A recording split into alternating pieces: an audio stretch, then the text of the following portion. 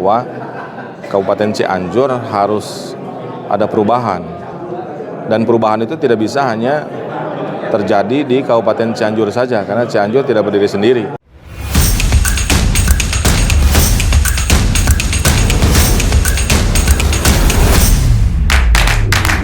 Hari ini ada kegiatan apa sih Pak di Kabupaten Cianjur? Ya, alhamdulillah hari ini ada silaturahmi tokoh ya dengan DPD PKS Kabupaten Cianjur. Hadir juga Ustadz Suswono dari MPP, Pak Eki dari DPP, ya, dan juga Simpul Amin di Cianjur, para tokoh, ya, supaya kegiatan pemenangan PKS, pemenangan Amin bisa dibantu, didoakan oleh para tokoh, para simpul relawan semuanya. Nah Pak, ada permasalahan apa sih Pak yang banyak ditemukan oleh tokoh di Cianjur Pak?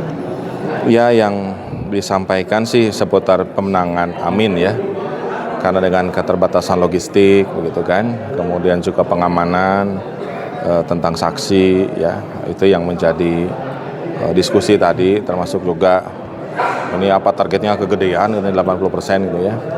Tapi ya sudah kita jelaskan tadi bahwa ya kita harus punya semangat gitu ya untuk mencapai target itu, dan tidak ada yang mustahil gitu ya.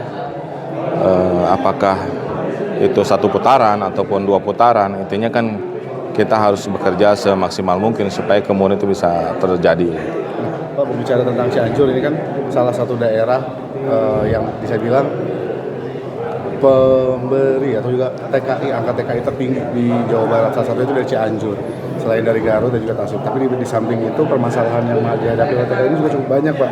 Iya. Kan TKI ini mereka kesana karena ingin cari lapangan pekerjaan. Iya. Salah satu program PKS adalah kerja gampang. Iya. Nah, ini seperti apa nih Pak langkah yang dilakukan oleh PKS untuk mengatasi permasalahan yang banyak dihadapi oleh TKI, salah satunya seperti kekerasan fisik lah, atau juga bisa dibilang human trafficking lah yang dilakukan oleh oknum tidak bertanggung jawab. Ini seperti apa?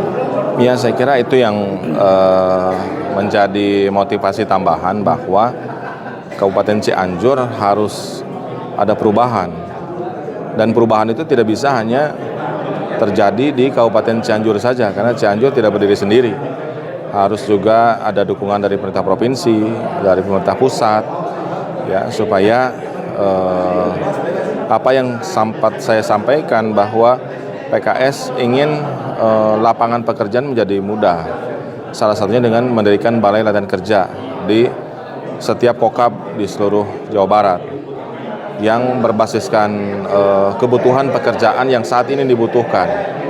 Jadi bukan sekedar melatih yang sesuatu yang katakanlah belum ada prospeknya, tapi latihlah keterampilan yang memang dibutuhkan, baik di Kabupaten Cianjur, di Jawa Barat, ataupun di seluruh Indonesia, bahkan ke luar negeri.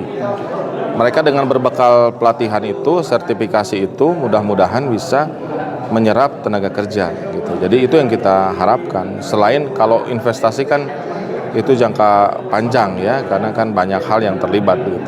Berarti balai kerja ini nantinya akan disesuaikan dengan kebutuhan kota kabupaten masing-masing sesuai dengan potensi daerahnya itu ya Pak? Ya, misalnya begini ya, Jepang itu kan butuh tenaga keperawatan. Artinya kan mungkin perlu ada apakah ada penambahan sekolah tinggi perawat, ataukah cukup dengan pelatihan misalnya setara D1, D2 begitu kan, yang mungkin dia sebenarnya sudah sarjana atau sudah D3 gitu misalnya begitu. Jadi intinya itu yang harus dilakukan, karena ketika kita dialog dengan para masalahnya bukan nggak ada sarjana, banyak sarjana mah, cuma spesifikasi dia, keterampilan dia dengan yang dibutuhkan nggak cocok, akhirnya dia juga tetap harus melatih lagi gitu kan. Nah, jadi ini yang harus dipertemukan. Makanya PKS juga punya program job seeker, ya, bagaimana membangun CV, membangun keterampilan supaya kemudian dia dicari gitu di pasar kerja gitu. Jadi saya kira ini salah satu hal yang harus kita lakukan bersama-sama, nggak bisa hanya Kabupaten Cianjur saja, tapi bagaimana berkolaborasi. Itu kan dari sisi untuk menyiapkannya Pak, bagaimana Ya. dari sisi pendampingan hukumnya. Karena kan kemarin kita berkaca kasus yang sempat ramai terjadi di luar negeri, PKS memberikan pendampingan hukum yang luar biasa. Ya. Apakah hal seperti ini akan terus dilakukan juga oleh PKS untuk teman-teman kita yang berada di luar negeri? Ya alhamdulillah saya kira dari tim advokasi PKS ada di setiap kota kabupaten, di tingkat provinsi juga ada, demikian juga dengan tim Amin, ya, tim hukum Amin juga di tingkat provinsi dan tingkat kota kabupaten. Jadi saya kira wacana itu tidak hanya kita gulirkan sebagai sebuah ucapan saja, tapi kita siapkan juga timnya sehingga baik termasuk sekarang misalnya pelarangan kegiatan ya oleh oknum kades tadi yang sempat mengemuka. Ini kan tidak boleh terjadi gitu ya. Ya kan kita harus selidiki lebih jauh, apa kadesnya ditekan begitu kan ya? Oleh siapa yang menekan dia kan?